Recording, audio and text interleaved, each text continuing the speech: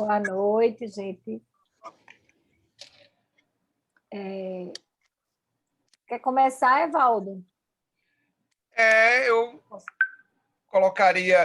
Eu ficaria na posição mais de coordenador, passo a palavra para você, representando os intercambiantes de Pernambuco, e aí você passa a palavra para a Andréia. Boa noite, oficialmente, gente, já que a gente está sendo gravado. Eu tenho dito nessas mais de 40 oportunidades que eu tive de participar esse ano de atividades remotas, de que, na verdade, eu acho que criar essas lives é sempre uma oportunidade de encontrar amigos queridos. Eu acho que eu descobri um jeito de conversar com pessoas muito queridas que estão longe, e aí a melhor forma é chamar essas pessoas para falar do seu trabalho, para falar da sua luta, e portanto, o que nos traz hoje é um assunto extremamente atual, e chamamos uma amiga baiana, que agora está lá no Planalto, que está em Brasília, Andréa Leite, pessoa do meu mais profundo carinho, e que se dispôs a conversar conosco nesse primeiro encontro preparatório para o segundo encontro dos intercambiantes. A gente fez um primeiro encontro dos intercambiantes em Salvador, e agora, nos dias 25, 26 e 27, faremos o segundo encontro, esse virtual, dos Intercambiantes Brasil, que é um coletivo de mais de 300 pessoas que discutem, que conversam sobre os problemas da sociedade brasileira. Nós começamos como um grupo que discutia a questão de álcool e drogas e a inserção no panorama da social brasileiro. Hoje em dia, os intercambiantes discutem a questão da brasilidade, a questão dos direitos humanos, da bioética. Discutimos, afinal, o Brasil dentro dessa contemporaneidade, dentro deste momento. E nada mais atual do que discutir a necropolítica. Portanto, eu vou passar a palavra para a Alda Campos, que vai representar os intercambiantes de Pernambuco e representa essa primeiro encontro preparatório para o segundo encontro dos intercambiantes Brasil. Andréa, meu beijo, seja muito bem-vinda a essa conversa, e Alda, está com você a palavra, e aí depois eu passo para a Andréa, e eu fico como um coordenador e um observador atento do que tem para nos dizer nossa querida amiga. Boa noite para todos, de novo. Alda, contigo a palavra.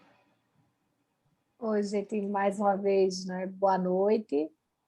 Valdo explicou um pouco o que é o Intercambiantes, é um coletivo que, segundo o Nery, que é um dos idealizadores, é um coletivo anárquico. Então, assim, a nossa ideia é que a gente possa pensar, viajar nos nossos pensamentos e sair também das ideias para a prática, né? O Intercambiantes também, o nome já está dizendo, tem essa ideia dessa troca de aprendizado, de experiência, né? E tem sido, no tempo de pandemia, nos tempos de pandemia, tem sido também alimento, né? De afeto, de encontro, de acolhimento das nossas dores e dificuldades. A gente, nos grupos menores, a gente conversa muito até do acalmar um pouco a solidão, né? Que é esse momento de pandemia, a gente que gosta muito de rua, de repente, essa possibilidade de estar, né, se encontrando para estudar, e para ler, e para trocar, e para ouvir, tem sido um pouco de alento e de apoio nesse período. O Intercambiantes Pernambuco ficou com a tarefa, né, falando um pouco mais do orgânico nacional, tem várias regiões, tem pessoas se reunindo, e em Pernambuco, o nosso grupo é um grupo que está em constante conversa pelo WhatsApp, mas a gente não está conseguindo esse encontro, então é ótimo que a gente esteja hoje conseguindo estar aqui conversando e pensando junto a questão da necropolítica. O encontro, como o Evaldo falou, no final de março, tem a perspectiva de, no primeiro dia, a gente vai discutir necropolítica, no segundo dia, a gente vai discutir a saúde, né, e o sofrimento dos trabalhadores e trabalhadoras no Brasil. E, então, o que é que está sendo feito? Cada região está organizando, da forma que pode, alguns encontros sobre esses temas, para que a gente possa levar para esse encontro nacional produto do que foi trabalhado em cada local. A primeira ideia da discussão era a gente ir para a rua. A gente ia fazer atividade com os eventos de rua, ia ser roda de conversa numa praça, né? Onde as pessoas estão.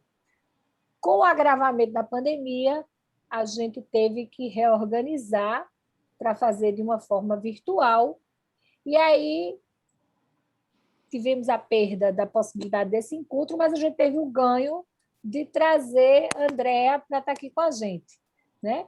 A possibilidade, se a gente estivesse fazendo na rua de Recife, dificilmente a gente estava contando com a presença de Andrea, que está geograficamente distante, mas, como o Evaldo disse, muito perto do afeto e da aproximação e da história também do intercambiantes, né? A gente está aqui com intercambiantes de outras regiões. Gustavo é de São Paulo, né? Ione, ela é de São Paulo e é mineira para sempre, né?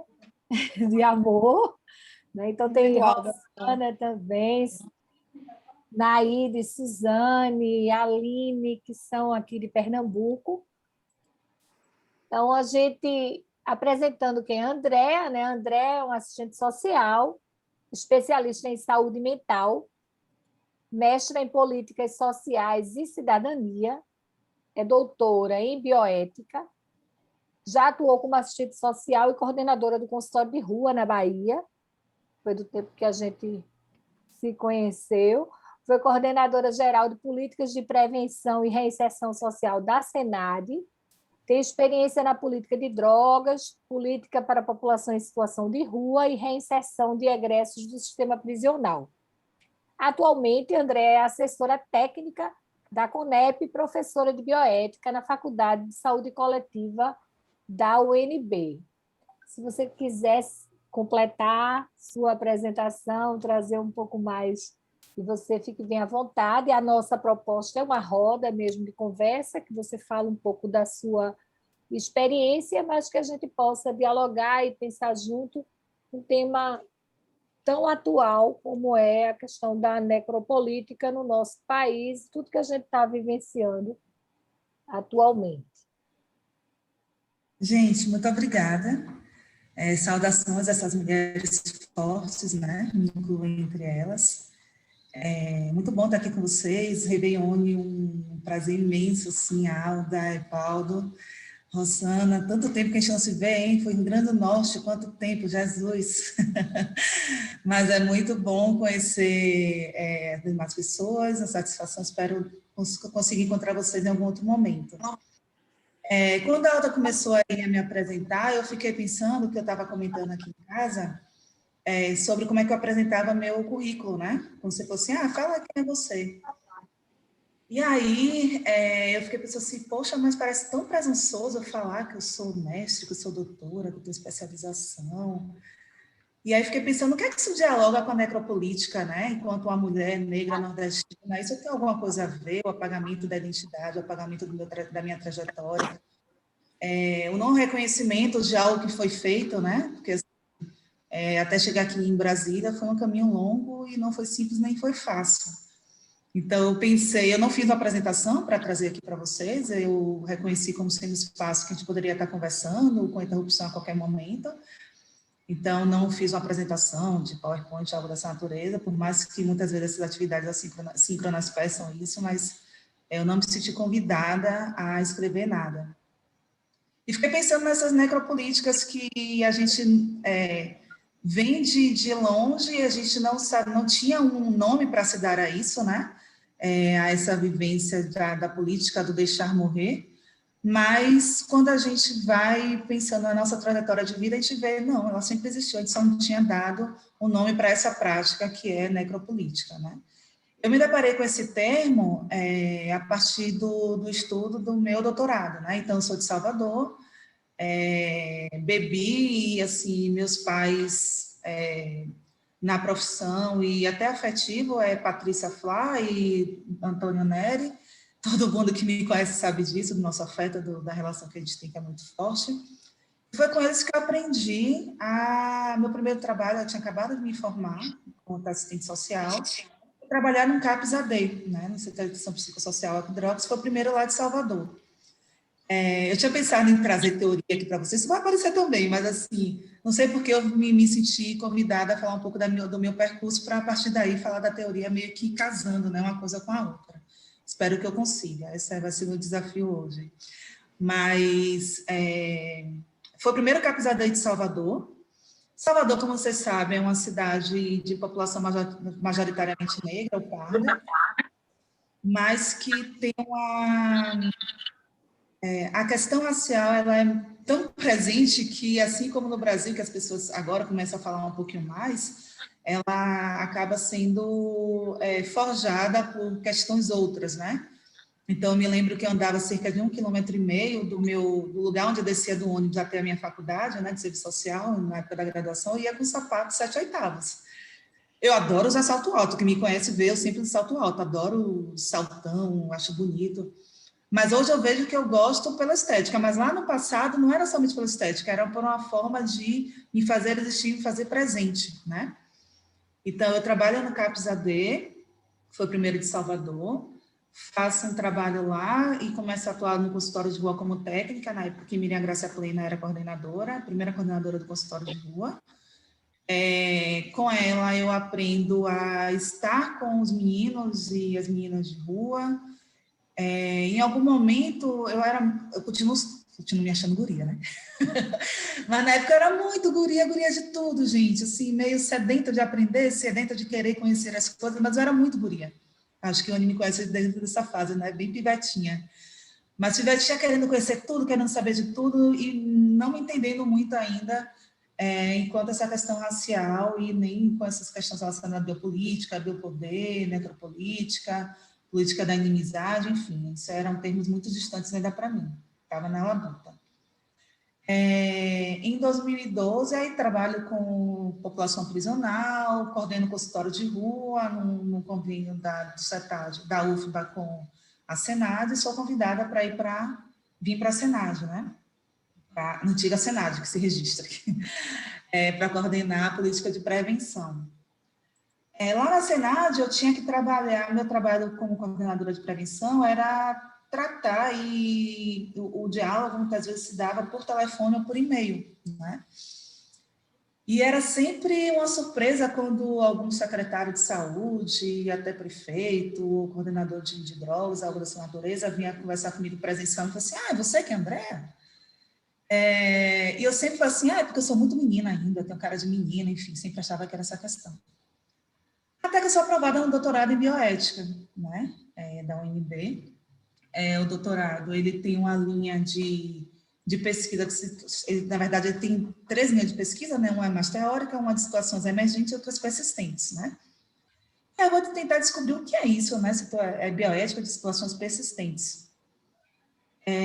Começo a identificar que a população em situação de usuário de drogas se enquadra nessa situação, a bioética de situações emergentes, por exemplo, agora está atuando na Covid, né? Lá na CONEP eu trabalho na Comissão Nacional de Ética e Pesquisa, todas as pesquisas que a gente está vendo aí com relação à vacina, mas não somente as biomédicas, as de ciências humanas e sociais também passam por lá, tem a aprovação da Anvisa e da CONEP para poder funcionar.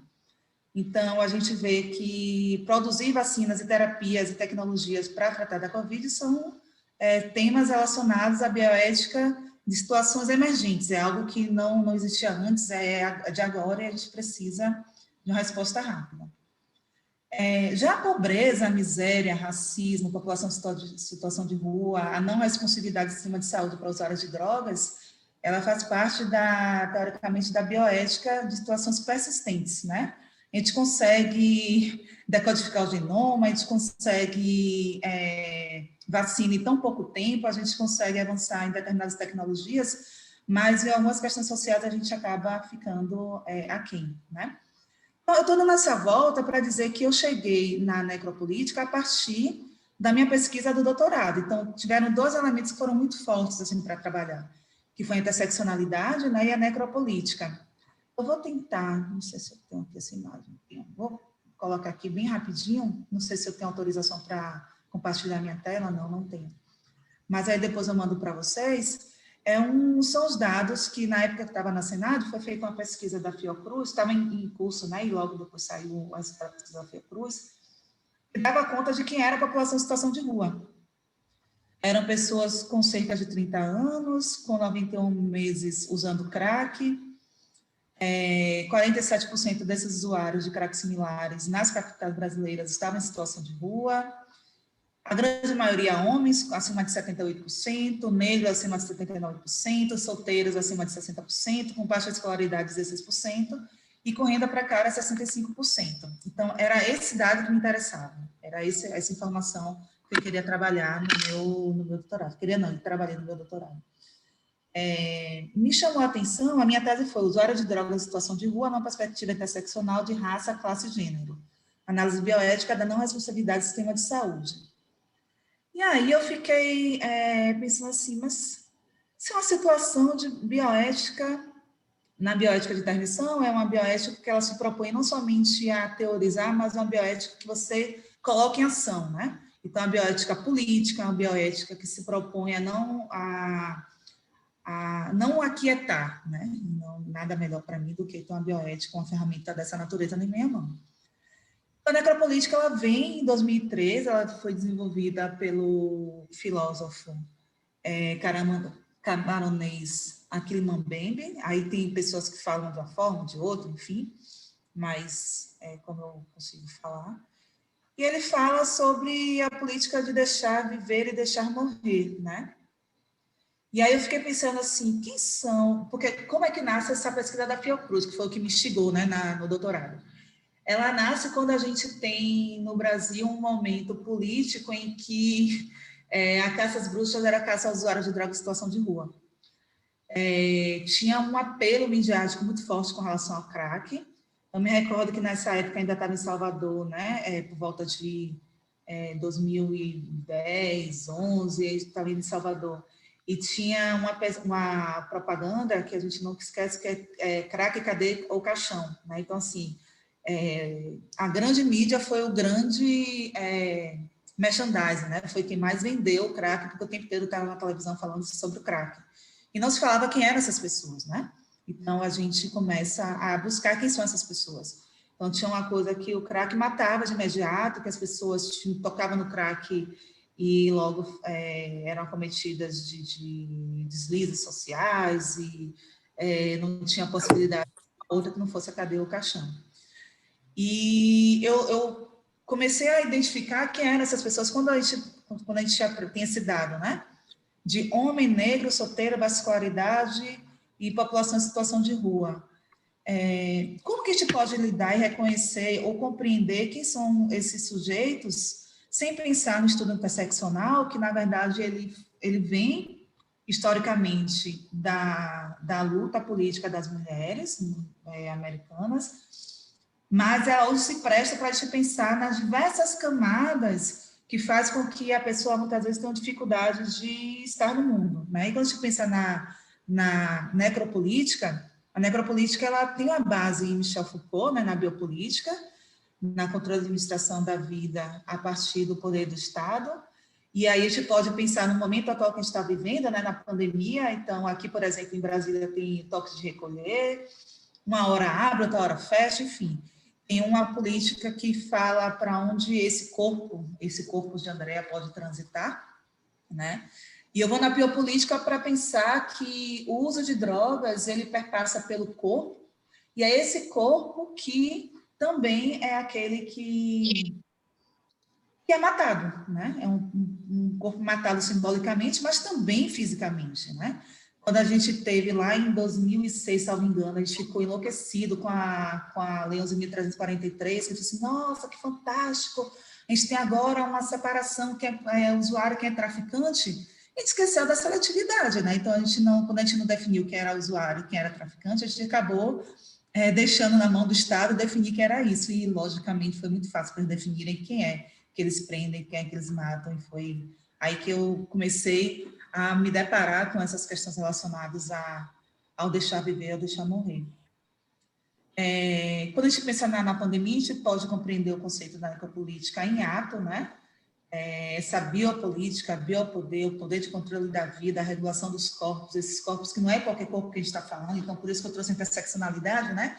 Para discutir a necropolítica. Eu não consigo hoje me separar minha trajetória toda foi na política de drogas, então é onde eu estudo, é de onde vem a minha base de pensamento e reflexão, e a questão do gerenciamento da morte, ela é muito forte na política de drogas, e quando a gente teve essa aplicação da Lei 11.343, ficou muito claro, porque a gente começou a ver nas audiências de custódias ou nos presos provisórios, que era que estava lá, era muito claro. Logo quando me formei, lá em 2003, eu era estagiária numa ONG AIDS, era uma ONG que trabalhava com soro positivo, com internação, né? Não era internação, era casa lá, né? Para criança e para adulto. Eu fazia uma atividade pela Fundação Dom Avelar, lá em Salvador, que é uma instituição vinculada à pastoral carcerária, com o egresso do sistema prisional, então eu ia para a prisão, para aqueles que estavam já com possibilidade de saída, né? A gente fazia uma atividade com eles, a gente chamava Curso Preparando para a Liberdade, uma grande pretensão. Como se prepara para a liberdade, se a liberdade não é física, do ir e vir, a liberdade que está tão interna naquelas pessoas, né? E quando elas saíam, a gente dava um kit para eles começarem a fazer uma atividade profissional. Então, verificava qual era o perfil dessa pessoa. E começava a trabalhar lá no CAPS-AD, né? Logo depois eu saí de lá da CAASA, que era a ONG AIDS, e comecei a trabalhar no CAPS-AD e no consultório de rua. Então, eu trabalhava durante o dia lá no CAPS-AD e 3 dias na semana à noite eu ia para o consultório de rua. Me chamou muita atenção, e eu não entendia muito bem o que era aquilo, que as pessoas que eu atendia lá na CAASA eram o mesmo público que eu atendia de dia lá no CAPS-AD, e que à noite eu atendia no consultório de rua, e que, por vezes, eu encontrava lá no presídio, né? Algumas militantes, lamentavelmente, a gente já perdeu, algumas pessoas que eu atendia lá no CAPS-AD e no consultório de rua a gente já perdeu, e não à toa eram pessoas negras, né? Eram pessoas que estavam deixadas à sua própria sorte para viver de forma em que não existia a proteção do Estado. Existia uma suposta proteção do Estado, né? E aí, quando a gente fala em proteção, me vem logo a questão da bioética, que a gente reivindica na bioética a questão da... existe uma bioética que é de proteção, tem um termo que se chama isso, é uma corrente da bioética, mas é uma proteção que a gente reconhece a singularidade das pessoas, a gente reconhece que os sujeitos, não é somente só a individualidade, tem a capacidade de cuidar de si próprio, mas, ao mesmo tempo, quem protege o menor é o maior. Então, um princípio da bioética o maior protege o menor. Então, sempre a gente vai trabalhar com essa perspectiva, né? Então, se eu tenho uma pessoa em situação de vulnerabilidade, sim, eu vou cuidar dela, eu vou tratar dela da melhor forma possível, da forma que for, com garantias de direito. Parcelas da população, elas são sistematicamente mortas e não se questiona como é que essa pessoa morreu, de que forma morreu, né? E aí, a experiência lá no CAPS-AD com um número absurdo de psicóloga me fez compreender esse trabalho psicossocial, né? No sentido de que essa morte simbólica que se dá no dia a dia e que muitas vezes o uso da substância ela vem como aparato para dizer, opa, eu estou aqui, eu existo, ela acontece já há muito tempo, né? Eu estava assistindo uma palestra do Silvio Almeida, ele tem trabalhado muito com esse termo da necropolítica, né? Ele é um advogado, ele fala muito sobre essa questão do deixar viver, deixar morrer. E aí o Silvio fala assim, atualmente a Covid nos mostra, na verdade, assim, a reflexão dele vai, os negros sempre morreram, nunca se questionou quem eram essas pessoas, eram apenas corpos deixados à própria sorte, né? E a pandemia vem para que essa vivência do corpo negro, a vivência do deixar morrer, a vivência da seletividade, que não é mais uma seletividade da aplicação da lei, ela vem dizer que hoje todos estão experimentando o que é estar no corpo preto, né? Ele fala, a frase dele é: todo mundo vai ter o seu dia de preto. Essa morte, esse deixar morrer, que alguns grupos sociais já vivenciavam há muito tempo, né? Então, mulheres, então, quando a gente pensa na interseccionalidade, né? Entre homens e mulheres, entre população em situação de rua, usuários de drogas, periférico, não periférico,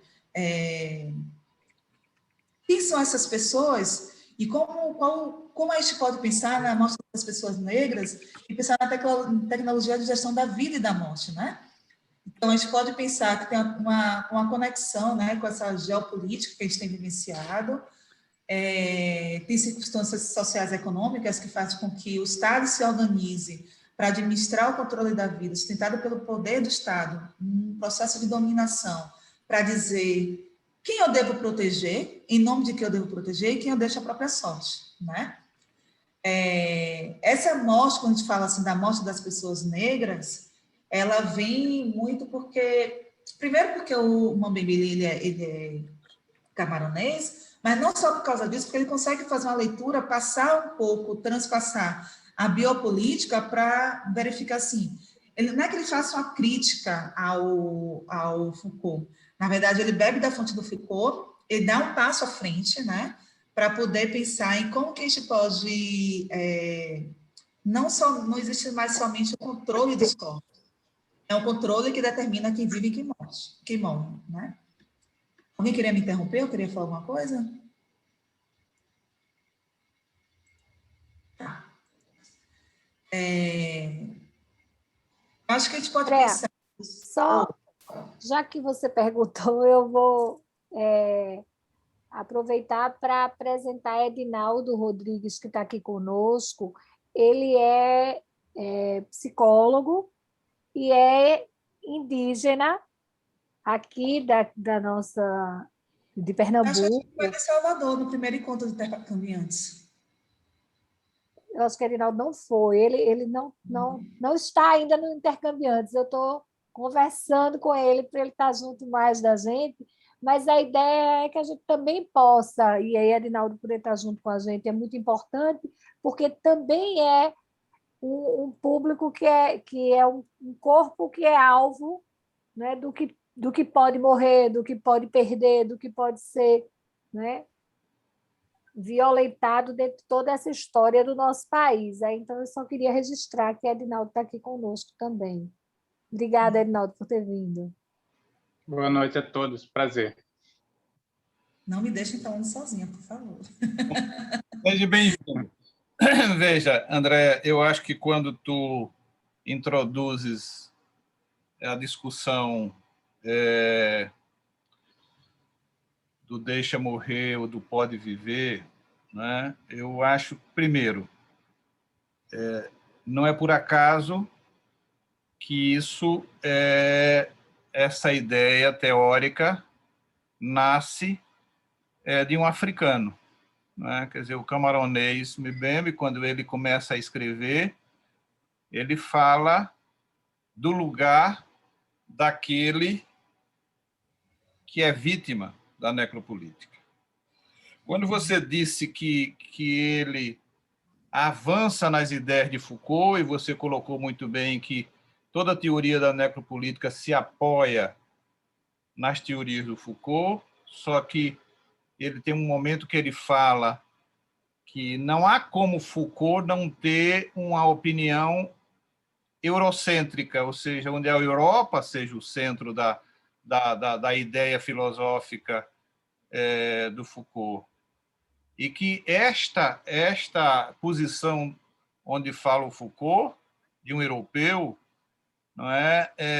Por mais que ele possa transcender, e evidentemente que pode transcender, ele nunca falará do lugar do africano ou do afrodescendente. Então, acho que é muito importante que a gente pense quem fala, o lugar que fala, né? Sobre o que fala. Então, a É o autoridade... microfone de Isa que está aberto. Deixa eu ver se eu ajudo aqui. Pronto. Então, eu estava falando deste estado concreto do lugar de quem fala. E acho que quando tu introduzes a ideia da necropolítica, e eu acho que é um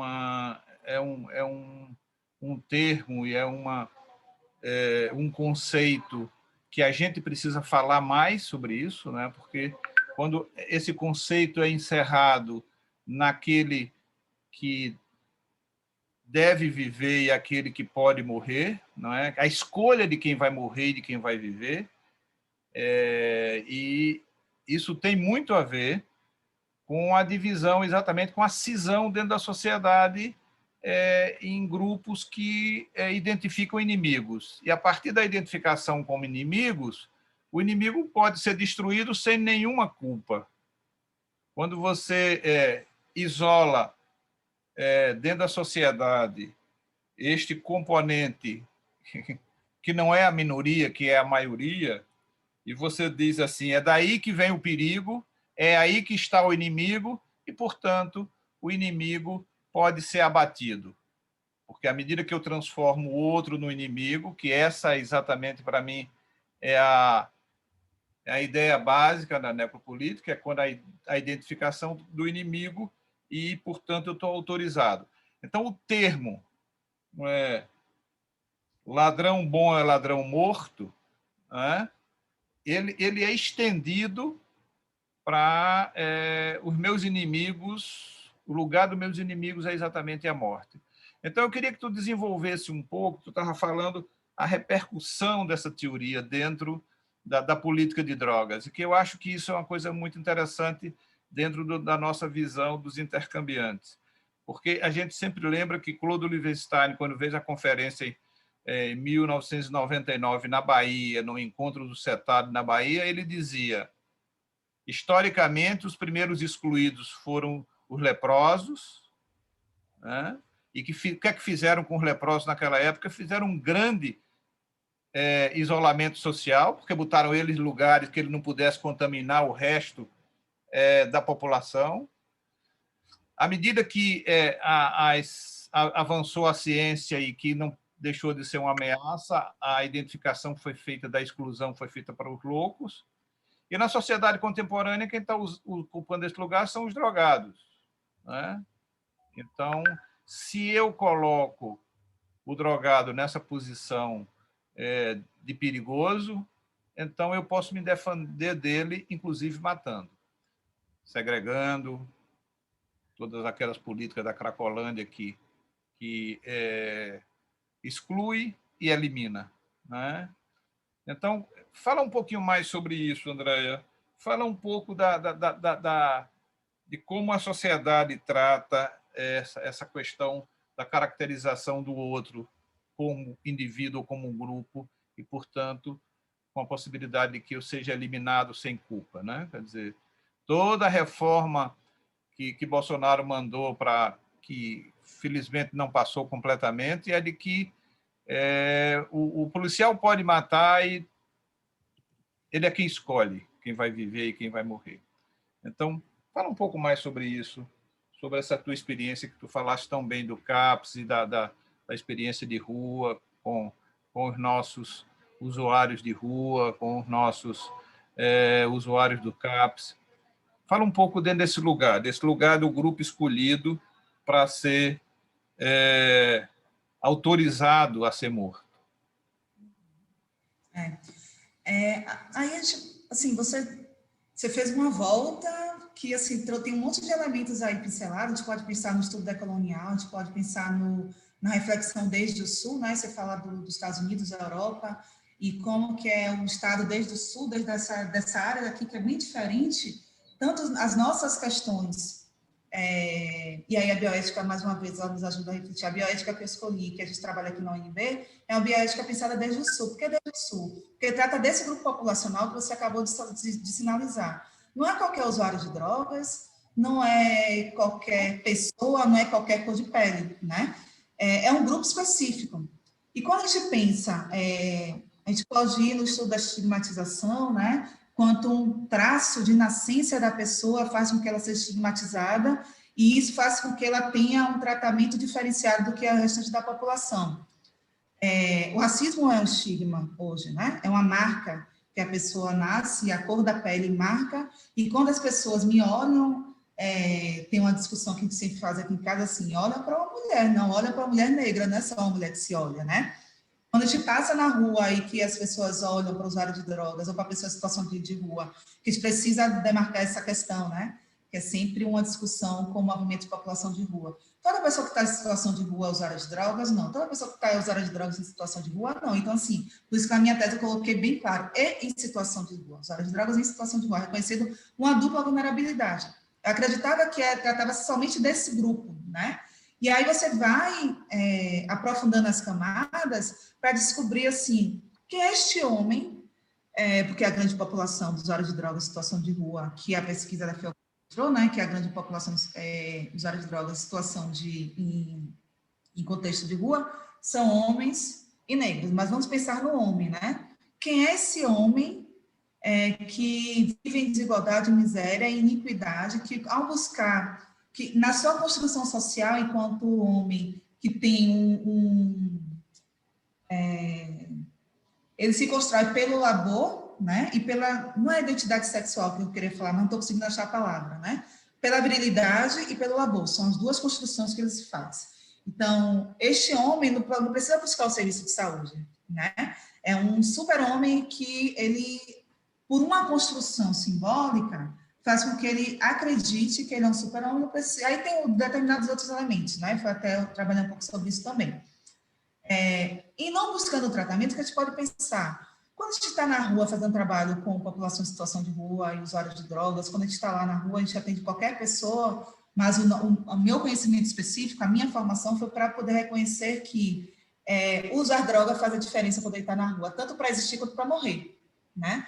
Eu não tenho uma identidade quanto sujeito, tenho uma questão social muito forte, familiar, enfim. Tem vários motivos que levam a pessoa à situação de rua. A pesquisa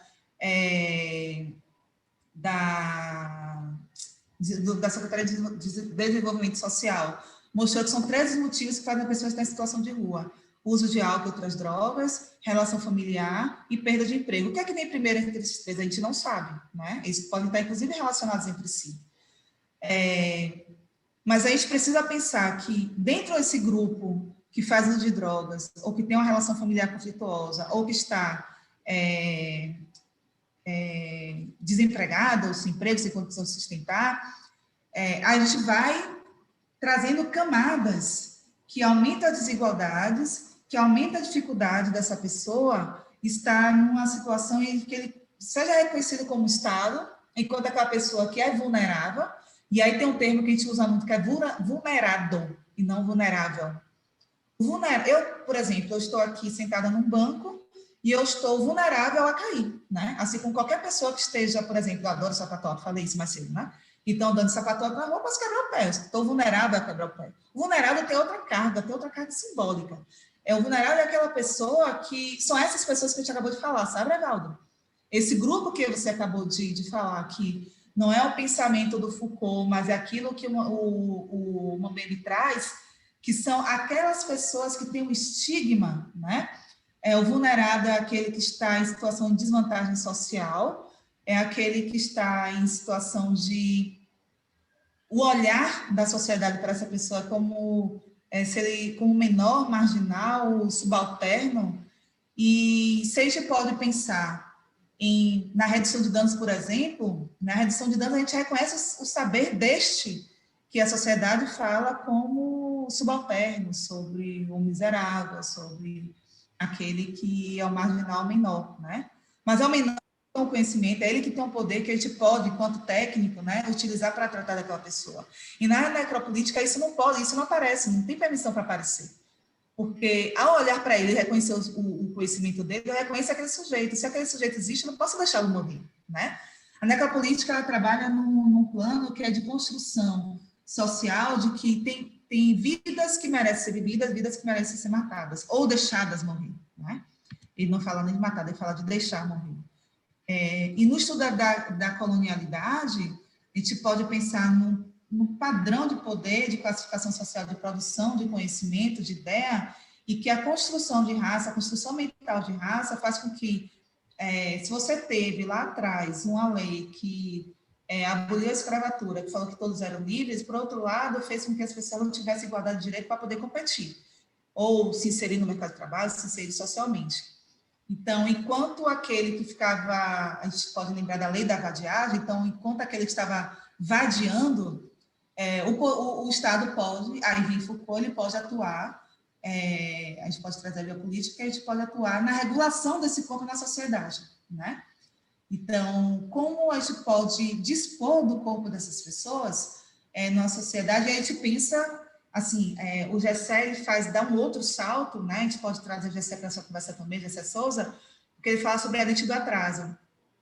E ao falar sobre a elite do atraso, ele faz, o Cílio de Almeida ele faz essa conexão também, né? De que aqueles negros, que eram os negros extintos, eles continuam sendo mais perseguidos, mais mortos, mais matados, mas, em alguma medida, uma grande parcela da população também são essas pessoas que se deixam morrer, né?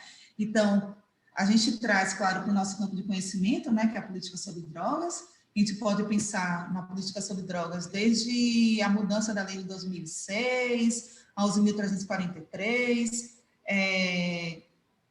que fala sobre a questão da conduta, o exercício de poder sobre a vida dessas pessoas mais vulneradas. E eu falo vulneradas não porque o uso de drogas faz com que as pessoas sejam vulneradas, mas eu estou falando de um grupo populacional específico, que já vem de a desvantagem social, em que a sua autonomia, ela é, de fato, não somente vigiada, mas faz com que aquelas pessoas não acreditem na sua própria autonomia, né?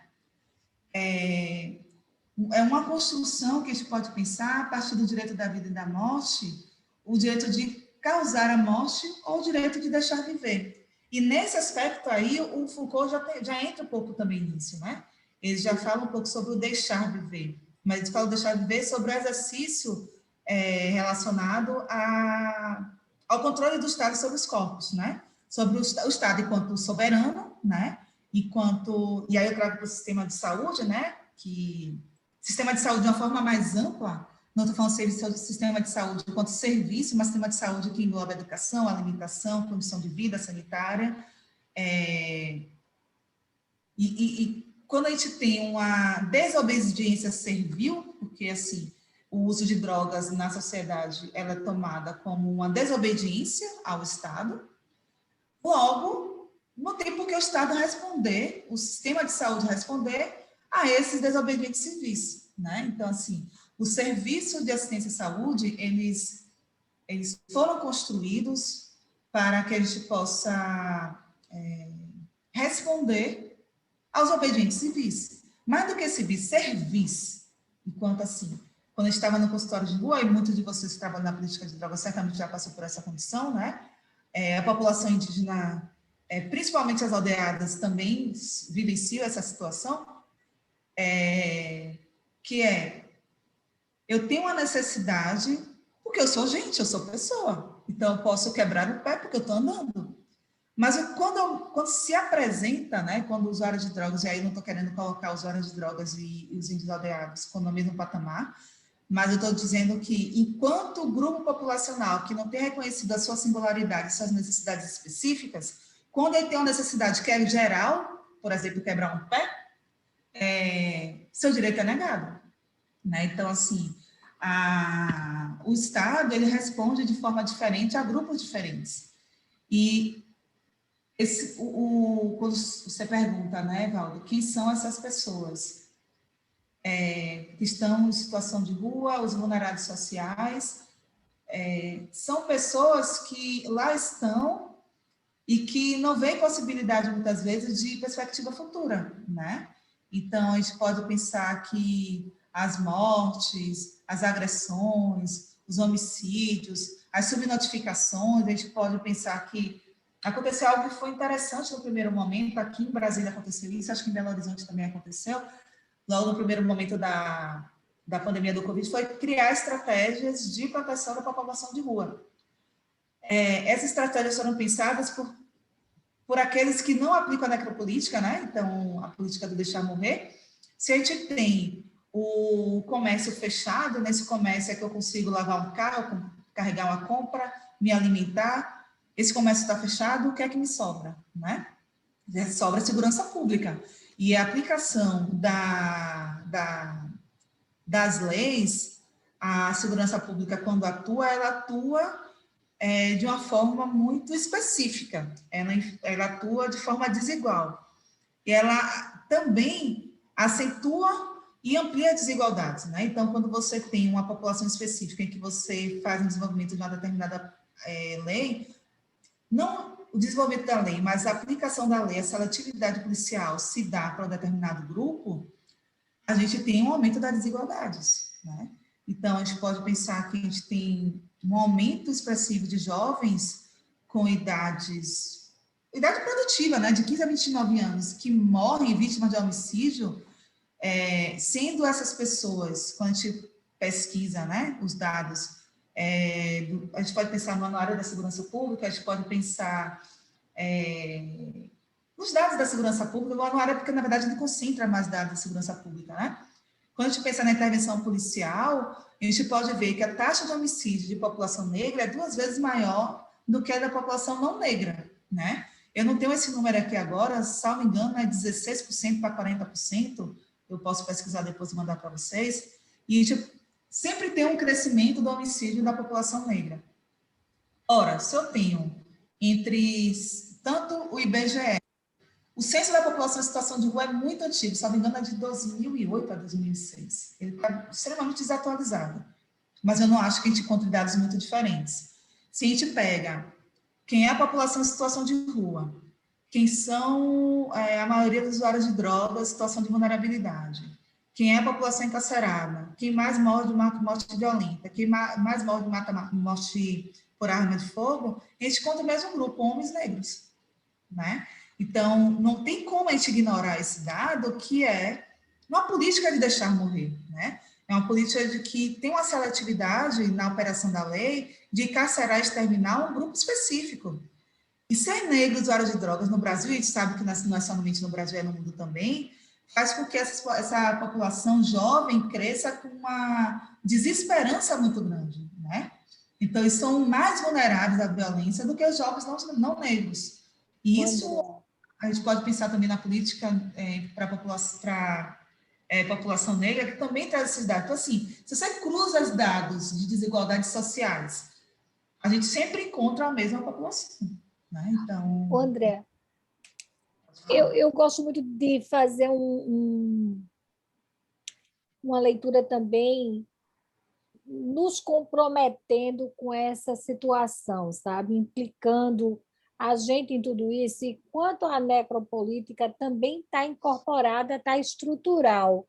Porque quando a gente ouve, né, na TV, a mídia toda, na própria, só para os amigos e todo mundo da nossa classe, quando se fala assim, fulano foi assassinado, aí rapidamente vem uma sequência do assim, mas estava envolvido com droga, como se isso fosse uma autorização, justificasse. Também estava envolvido com droga, também não sei. Então, de alguma forma, a gente termina incorporando e introduzindo esse discurso, que não é a necropolítica não está tão longe, né? Fica meio que dentro, quando tem a morte, por exemplo, de um usuário do serviço, que a gente não coloca isso como uma coisa importante de ser investigada,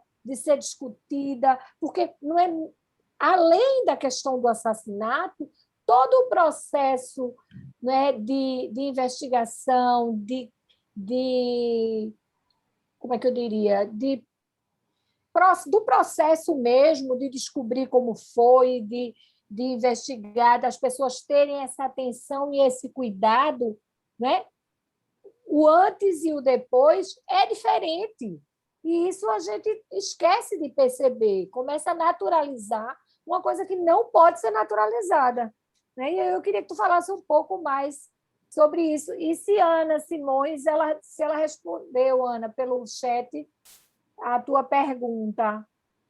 Pois é, eu ia exatamente introduzir as duas perguntas do bate-papo, né? Uma de Ana, que ela perguntou a que bioética se referia a Andréia, a própria Andréia falou sobre a bioética da intervenção, e eu acho que a gente poderia explorar um pouquinho isso, Andréia. E Edna coloca: lembrei das discussões sobre o microfascismo produzido por nós, a atualização do conceito de vida indigna. Pessoas que, por nascerem e pertencerem a determinado lugar social, podem ou devem morrer. Quando o Mbembe fala da questão da necropolítica e ele fala que deixar morrer se torna aceitável, mas isso não é aceitável em todos os corpos. Aí ele usa uma expressão que para mim foi nova, que é corpo matável. O corpo matável é aquele que é dentro de determinado parâmetro, definido em geral pela raça.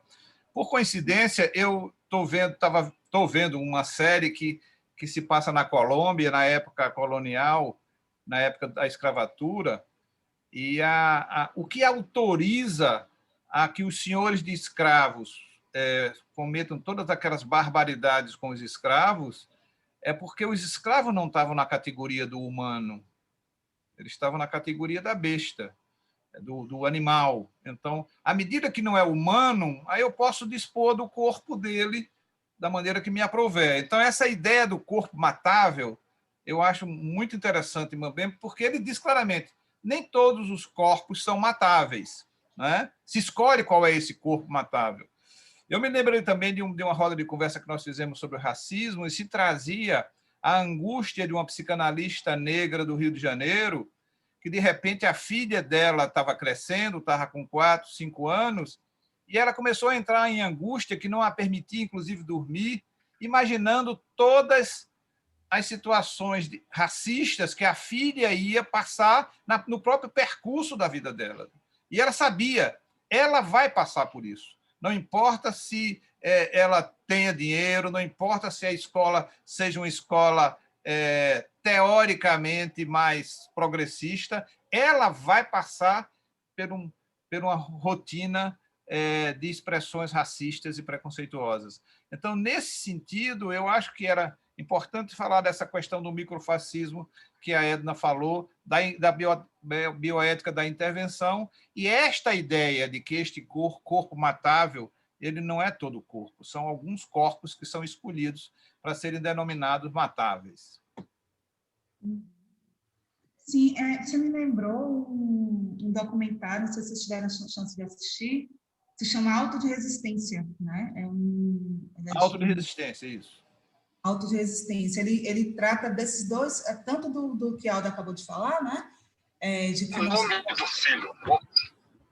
Perdão? Aquela época.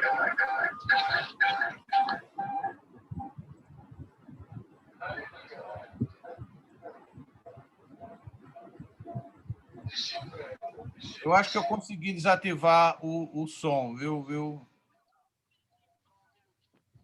Tá. André, eu acho que eu consegui, né? Deixa eu me reencontrar aqui. Então, o documentário Auto de Resistência, ele fala bastante disso, Alda, que você sinalizou agora, né? Tanto da seletividade policial, tanto para matar quanto para prender, mas também para a resolução, para poder analisar e fazer com que o processo tramite de forma igualitária. Isso não acontece, né? Então, de fato, você a necropolítica, a biopolítica, a biopoder, a gente pode pensar na política da inimizade, que também é de Mambembe, se a gente pensar na crítica da razão negra, né, que é um dos primeiros livros que ele também lança, ele faz a gente refletir sobre esse corpo matável, esse corpo que se presta à proteção, né? O Estado ele faz uma seleção, né? Uma seleção, eu poderia dizer até que bem rigorosa. Quando a gente fala sobre a política de drogas, eu tive a oportunidade de estar com o Carl Hart, né? E aí ele se falou assim, mas é um absurdo o que acontece no Brasil, ele ficava meio indignado. Mas, ao mesmo tempo, ele reconhece que não é muito diferente do que acontece nos Estados Unidos. E ele falou assim, mas eu não consigo compreender por que e essa tese que ele sustenta, né? Que em tantas questões que envolvem o ser humano, por que as pessoas estão tão preocupadas com a substância droga, né? Eu não estou tirando a importância da química ou do que é o objeto droga, né? E aí os psicanalistas podem fazer 1000 interpretações, não é o meu caso, que eu não tenho essa competência. Mas tem um sujeito que busca droga por determinados motivos, e é esse motivo que a gente precisa olhar. A gente precisa olhar para essa pessoa e o que é que está demandando, né, enquanto necessidade. E aí, claro, a gente está demarcando aqui, né? Não estou falando de qualquer usuário, de qualquer pessoa, de qualquer droga, estou falando de um grupo populacional específico. A minha cachaça, por assim dizer, é estudar e compreender os vulneráveis usuários de drogas que estão em situação de rua, situação de condição de desvantagem social e, portanto, requer que a gente trabalhe numa perspectiva de proteção, né? E aí, quando o Evaldo falou sobre a questão da bioética, né? Então, eu não sabia que eu fazia bioética quando trabalhava com usuários de drogas. Eu não compreendia muito bem esse termo, apesar de Nery o tempo inteiro falar, me parecia algo muito distante, muito, talvez, até do campo da filosofia, mas, ao estar na frente do usuário, olhar no olho dele naquele momento, eu lembro, tem 1000 situações, né? Todo mundo que já trabalhou, que trabalha nesse campo, tem 1000 situações. Mas eu me recordo de estar na rua numa sexta-feira à noite e passar uma barata, levantar o pé para a barata passar e continuar conversando com o usuário e perguntar para mim, você não tem família, não? O que é que você está fazendo aqui? Né? Ele não se reconhecia enquanto pessoa que era possível uma outra pessoa, né? Então, quando o Nery fala do encontro entre os humanos, que um humano com outro humano pudesse estar conversando, né? De igualdade, assim, de uma forma... não estou falando de uma forma romântica, né? Muito pelo contrário, a dor de estar na rua, só eles que podem saber, né? A gente se solidariza, a gente tem empatia, mas a gente não está na rua, a gente vai na rua, então não dá para saber o que é essa ausência de dignidade que é dada para essas pessoas o tempo inteiro. Mas, voltando para a bioética a gente trabalha aqui na UNB, ela foi fundada por Vonei Garrafa, que era o coordenador, né, até o final do ano passado do programa de bioética. Ele, junto com alguns outros, né?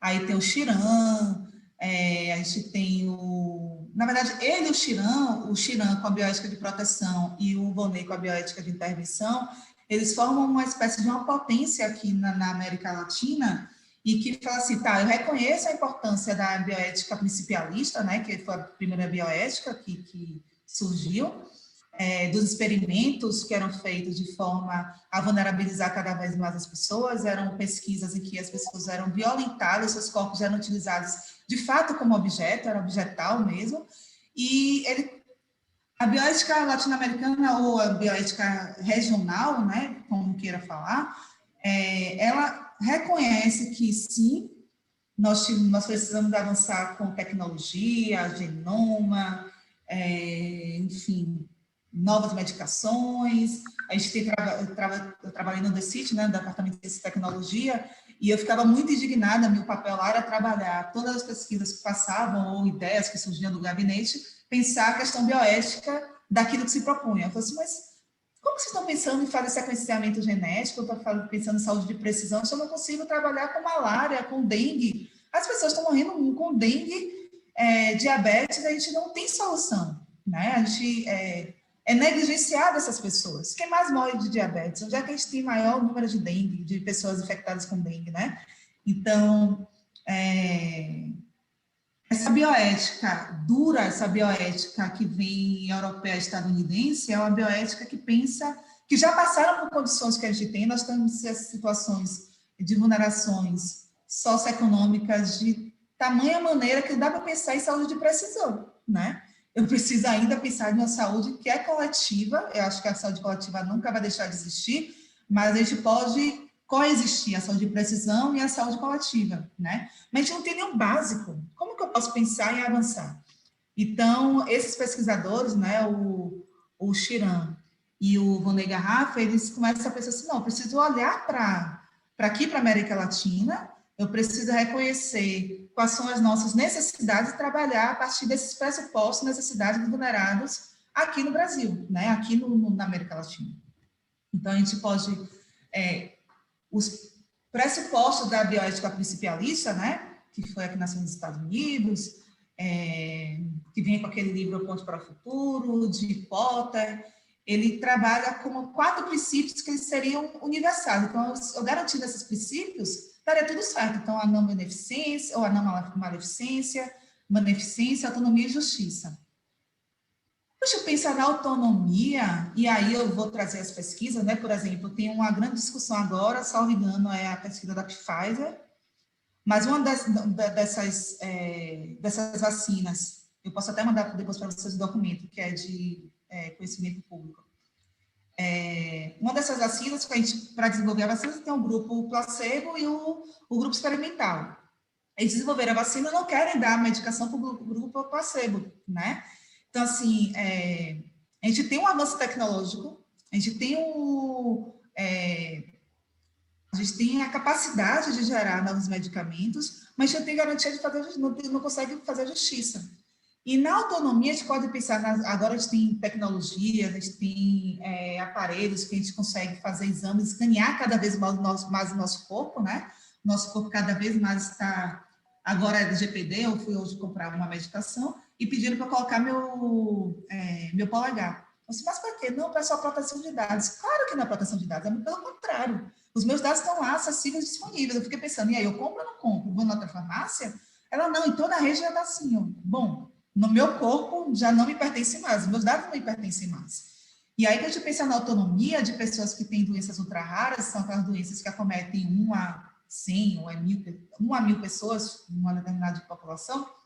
Você diz, a pessoa está numa situação em que não tem nenhuma medicação que responda, que faça com que ele viva com mínimo de dignidade, então assim, você quer tomar uma medicação experimental? Quero, né? Que autonomia é essa? Então, quando a principialismo, a bioética principialista, fala da princípio da autonomia como sendo um super princípio, aqui na América Latina, a gente não pode pensar que todas as pessoas têm autonomia. A autonomia é extremamente relativa. A gente tem problemas, eu poderia até dizer que a gente tem macro problemas políticos que são tão persistentes que atingem usuários de drogas, pensando aqui agora no nosso público, né, de uma forma tão letal, que não dá para pensar que ele vai ter autonomia e a gente não pensar na justiça social, né? Então, quando a gente vem trazer a discussão para analisar usuários de drogas em situação de rua, a gente precisa pensar no que é universal, o que é o específico da nossa necessidade, né? A gente pode pensar na estigmatização, a gente pode pensar que não dá para priorizar a autonomia individual, que vem de um caráter mais egóico, né? Uma coisa meio que eu te confiro autonomia. Quem me confere autonomia? Como é que eu consigo ter autonomia? Então, quando o Vonei Garrafa vem falar assim, a gente precisa considerar o pluralismo moral, a gente tem multicultura, a gente tem diferenças religiosas, morais, éticas, sociológicas, a gente tem disparidades sociais importantes, não só continentais, mas no país e dentro do país também. A gente precisa pensar em bioéticas, né? E uma bioética que não seja hegemônica. Então, essas bioéticas desde o Sul, ela vem para dizer isso, assim, ok, Potter, você deu um avanço importante, mas agora eu preciso olhar para o meu continente e pensar nos meus referenciais morais e trabalhar a partir dessa perspectiva, né? É disso um pouco que se trata a bioética de intervenção. É uma bioética que ela se propõe é um modelo que se propõe a pensar a bioética que vai na intervenção mesmo. Por isso a questão do corpo é importante. Foi por isso que eu cheguei na biopolítica, no biopoder e na necropolítica, porque perpassa o corpo. A intervenção é dada pelo corpo, é o corpo que está falando aqui, sou eu que estou falando com vocês. E no momento que vocês escolhem falar com o André, de Salvador, nordestina, negra, e não uma outra pessoa, tem vários motivos, desde a disposição de horário, de tempo, até um reconhecimento de que, assim, esse corpo fala, né? Esse corpo se expressa, eu quero conhecer um pouco, que corpo é esse que está se comunicando? E o que é que esse corpo comunica? E a bioética de intervenção, ela usa esse corpo justamente para poder fazer essas, não diria encontros afetivos, voluntários, sociais, mas esse encontro que intervém no campo do social, né? Ela é uma bioética que, indubitavelmente, ela trabalha no campo social, ela não rechaça, né, a necessidade de avanço tecnológico e científico, né, ele é fundamental, mas ele reconhece que a pobreza e essas situações que vêm persistindo há tantos anos, elas necessitam de intervenção do Estado e que é necessário fazer não somente reflexões, mas intervenções que incidam diretamente naquela população. Né? Então, quando a gente faz um trabalho no consultório de rua, e aí as experiências com drogas é ótimo, mas você não entendeu, com política sobre drogas, com intervenção, eu tenho lá de Salvador, então é o ponto de cidadania, é o consultório de rua, é o CAPS-AD, que faz com que aquele corpo em movimento esteja no encontro com as pessoas e nesse encontro produza alguma coisa, né? Nem que seja, parece ser pouco, mas nem que seja uma existência sustentável daqueles encontros que acontecem, né? André, veja, a gente está se aproximando do final.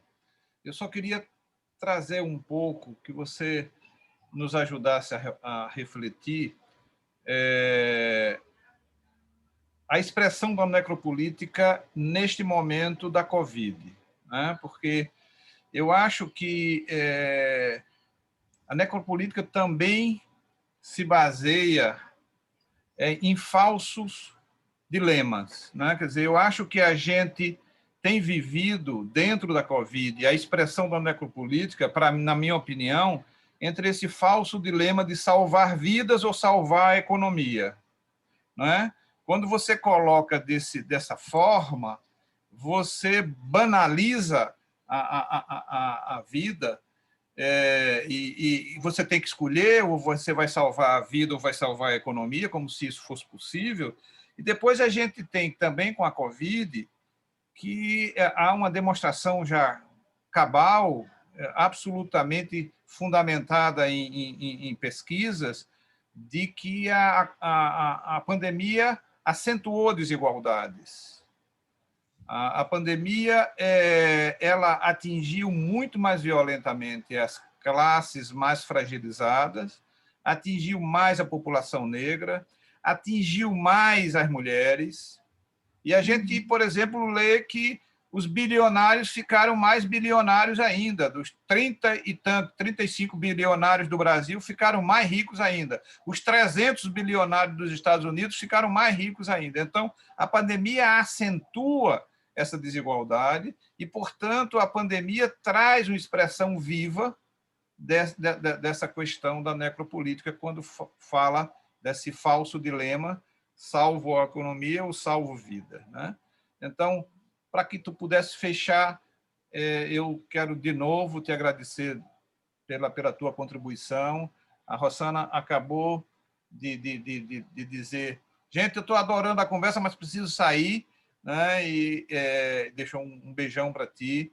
E eu queria passar a palavra para ti, para tuas palavras, para as suas considerações finais, e que pudesse pegar um pouquinho dessa expressão da necropolítica na pandemia, na contemporaneidade, no nosso momento atual. Um beijo bem grande para você.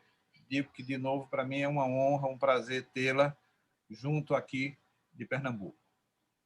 Nossa, gente, obrigada assim, por poder me permitir exercitar esse diálogo que é tão duro, tão tenso, assim, porque se a gente pode pensar na necropolítica a partir dos corpos negros, e hoje a gente está em cada um na sua casa e trancado, com restrição de circulação, em função da Covid, a gente vê uma efetivação da necropolítica, e a necropolítica em ato, né?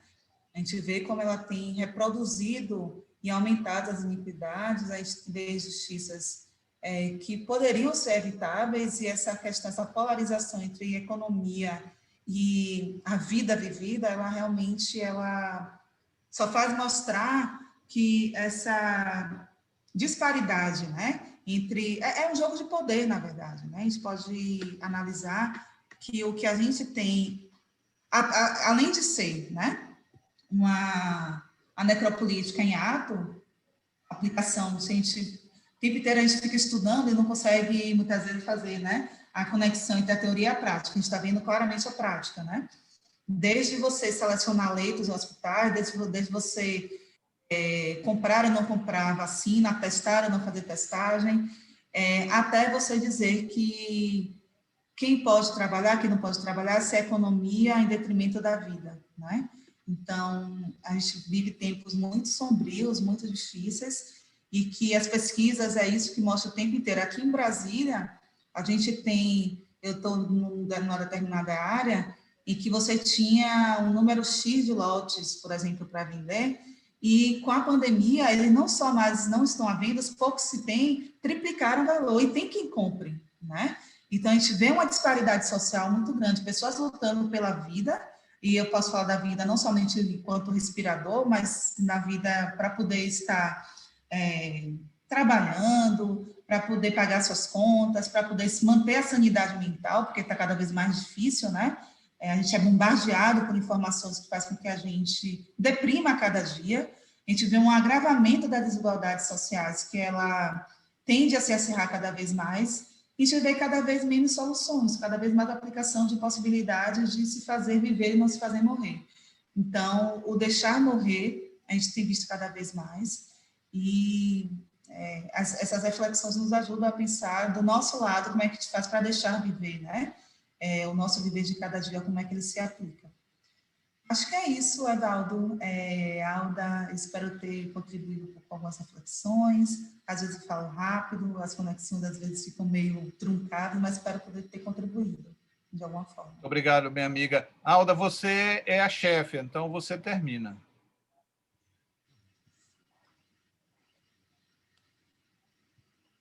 Eu termino, Eu termino dizendo que é um começo, né? A gente tem muito o que discutir, tem muito o que aprender, André. Queria agradecer muito a tua presença, e agradecer a presença de todas as pessoas que estão aqui, dizer que a gente vai ter o próximo encontro na próxima semana para discutir a questão do sofrimento, né? Do sofrimento de nós, trabalhadores e trabalhadoras, do SUAS, da saúde mental, a gente que trabalha com direitos humanos, com a política sobre drogas e com tratamento, com redução de danos, o quanto que a gente vem sofrendo, né? E o quanto está interligada essa questão da necropolítica nesse nosso sofrimento, porque a gente vive numa luta constante, né? de vivência de dor e de perda, e né, sendo realmente assaltada, né, o tempo inteiro por essas violências. E aí eu queria agradecer, dizer que é um momento importante para Pernambuco a gente ter você, Andréa. Você foi a primeira pessoa pensada, e que bom que você podia, né? Então, porque a gente discutia, eu, Evaldo e Nery, conversando, quem poderia vir para provocar a gente a pensar mais sobre esse tema. E seu nome surgiu e foi super bem aceito, assim, e muito obrigada pela também brevidade. A gente chamou e logo em seguida você topou vir, então obrigada. Dizer que nós todas, né, presentes aqui, precisamos continuar, todas as pessoas, precisamos continuar discutindo e conversando e pensando o que é que Pernambuco pode fazer. É importante, Edinaldo, estar aqui presente, porque eu penso que a gente tem ainda uma invisibilidade, né, da dor e das dificuldades que é ser indígena aqui em Pernambuco, aqui no Brasil, e a gente discute muito pouco isso. Então, é muito importante. Queria também agradecer a Evaldo ter sediado aí o nosso encontro. O Estação Agreste é um parceirão do Intercambiantes, né? E acolheu a gente aqui para a gente conversar. Evaldo é fundador aí do Intercambiantes também. Então, ele está sediando a atividade que é dele também. Mas, assim, de todo jeito foi ótimo. Até Pela terça, então, facilidade que né, ele Alda? Até terça. Até terça, às 20 horas também.